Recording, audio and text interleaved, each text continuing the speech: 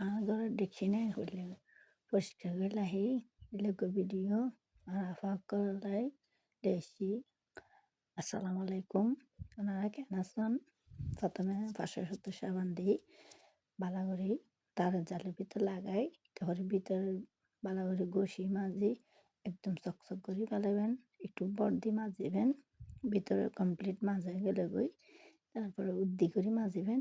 I জিল্লে করে মাজি ঠিক এলে করে মাজি একদম পুরো সুন্দর করে ঘষে ঘষে পালা করে পরিষ্কার করে মাজি, তারপরে উদ্দি পালা করে মাজি দেখুন না হইলে নতুনের মতো গিয়ে আবার ভিতরে মাজিবেন আরেকখানি হালকা করে মাঝে মাজা শেষ হয়ে গেলে তারপরে পানি দিয়ে ফেলাবেন।